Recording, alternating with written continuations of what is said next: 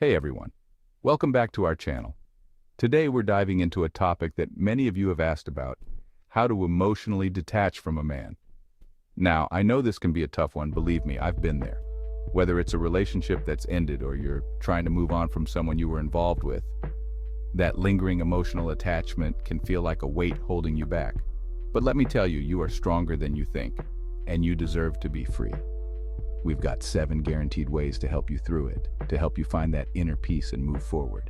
Are you ready? Let's get started. This, my friends, is where it all begins. The journey of understanding and growth starts with a single step, a single thought. So often we get caught up in the how and the why. Why did this happen? Why now? Why me? How could he do this? How could things go so wrong? We replay every moment, every word, every disappointment, and it keeps us stuck. We become prisoners of our own minds, trapped in a cycle of overthinking. But what if, just what if, we shifted our perspective a little bit? What if we chose to see things differently? Instead of focusing on the pain, what if we tried to see the lesson? What if we looked for the silver lining in every cloud? Think about it like this.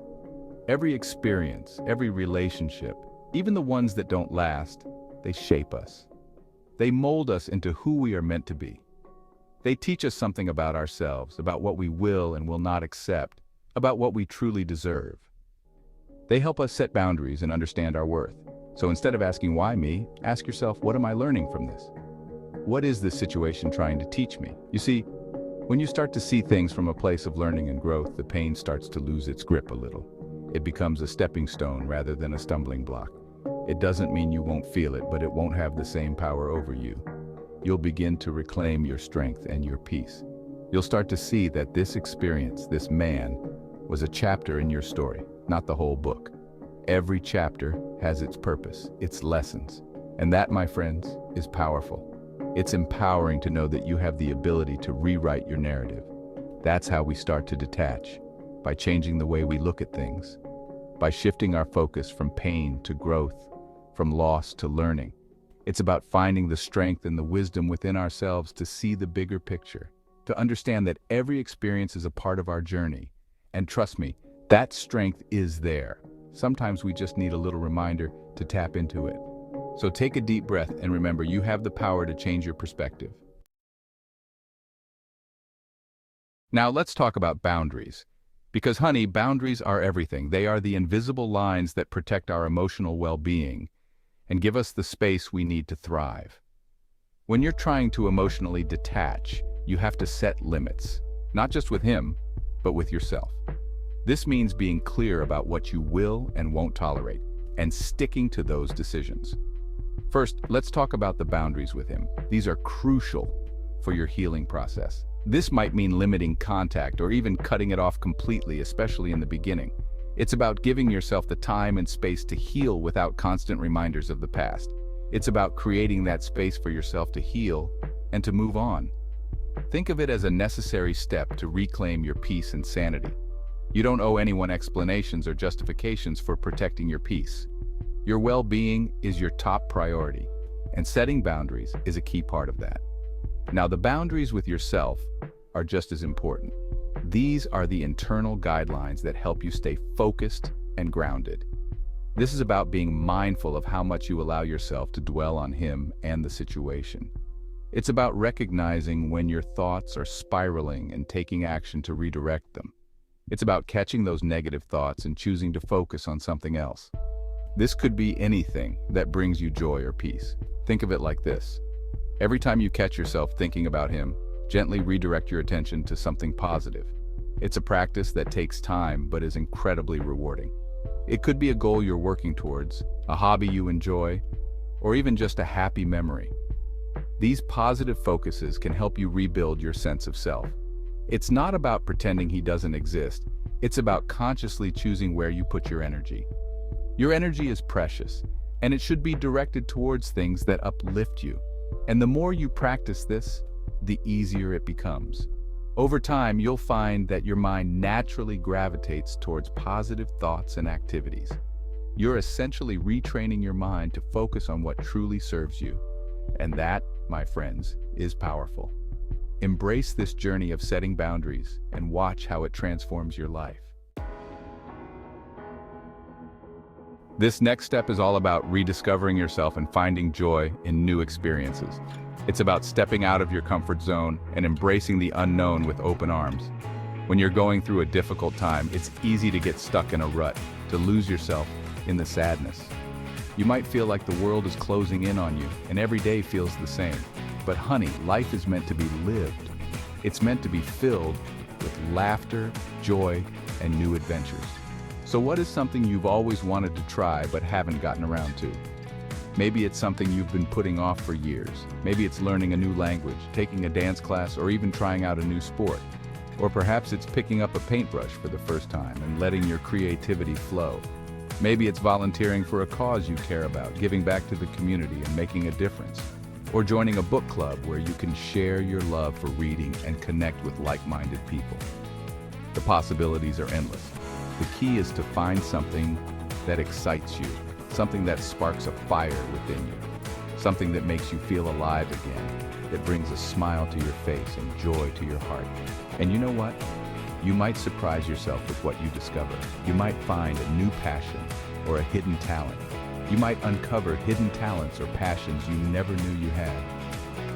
Things that bring you immense joy and satisfaction. And here's the thing. When you're engaged in something you love, something that truly captivates you, something that challenges and inspires you, it becomes a source of strength and motivation. It's hard to dwell on the past when you're so focused on the present and the future. It's like your mind is too busy embracing the present moment, soaking in the joy of the here and now, the joy of learning and growing, of becoming a better version of yourself. So go out there and try something new. Embrace the adventure and the excitement that comes with it. You deserve to experience all the beauty and wonder that life has to offer. Don't hold back. Let yourself be free and explore the endless possibilities. Chapter 4. Connecting with friends and family. Now, more than ever, it's time to lean on your support system. Your friends, your family, those who love you unconditionally, they're your rocks, your cheerleaders, your shoulders to cry on. Don't be afraid to reach out, to let them know you're struggling and that you need them. Sometimes just talking it out can make a world of difference. Sharing your feelings, your fears, your vulnerabilities, it can be incredibly cathartic. And you know what? You might be surprised by how much your loved ones can relate to what you're going through. But it's not just about sharing the tough stuff. It's also about creating new memories, about laughing, about remembering the joy in life. Go out for dinner, catch a movie, have a game night, anything that brings you together and reminds you of the love and support that surrounds you. Remember, you are not alone on this journey. You have people who care about you, who want to see you happy. Let them in, let them love you through it. Chapter 5, Practicing Self-Care. Now let's talk about self-care because, honey, this is non-negotiable. When you're hurting, when you're trying to heal, you have to be kind to yourself. You have to prioritize your well-being, both physically and emotionally. What makes you feel good? What brings you peace? Is it a long, hot bath with candles and essential oils? Is it curling up with a good book and a cup of tea? Is it going for a walk in nature, listening to your favorite music, or treating yourself to a massage? Whatever it is, make time for it. Schedule it in your calendar if you have to, and don't feel guilty about it. Not for a single second. You deserve to feel good. You deserve to be pampered. You deserve to be surrounded by love and positivity, and sometimes the best way to receive that is to give it to yourself. Remember, self-care is not selfish. It's essential. It's about replenishing your energy, nurturing your soul, and reminding yourself that you are worthy of love and happiness. Chapter 6, Reflecting on Personal Growth. This next step is all about acknowledging how far you've come. It's about looking back on your journey, not with regret or sadness, but with a sense of pride and gratitude. Think about the person you were before this experience, before this man. How have you changed? What have you learned about yourself? What are you stronger in? What are you more certain of? Write it down if you need to. Make a list of all the ways you've grown, all the challenges you've overcome, all the lessons you've learned. Because when you take the time to reflect on your journey, you realize that you are not the same person you were before. You are stronger, you are wiser, you are more resilient than you ever thought possible. And that, my friends, is something to celebrate. It's a testament to your strength, your courage, your ability to rise above adversity. So, embrace your growth, honor your journey, and know that you are constantly evolving into the best version of yourself. Chapter 7. Seeking professional help, if needed. Now, I want to talk about something that can be difficult to admit, but it's so important. Sometimes we need a little extra help, and there is absolutely no shame in that. If you're struggling to cope, if the pain feels overwhelming, if you feel stuck and don't know how to move forward, please know that you are not alone. Seeking professional help, whether it's a therapist, a counselor, or a support group, can make a world of difference. It's a safe space to process your emotions, to gain new perspectives, and to develop healthy coping mechanisms. Think of it like this. If you had a physical injury, you wouldn't hesitate to see a doctor, right? Well, emotional pain is just as real, and it deserves the same care and attention. So if you feel like you need support, please reach out. There are amazing professionals out there who are trained to help you navigate these challenges and find healing. You deserve to feel good, you deserve to be happy, and sometimes that means asking for help. Moving forward with strength and grace. Thank you for joining me today on this journey of healing and self-discovery. Remember, emotionally detaching from a man is a process, and it's okay to take it one day at a time. Be kind to yourself, celebrate your progress, and never underestimate your strength. You are worthy of love, you are worthy of happiness, and you are capable of creating a beautiful future for yourself.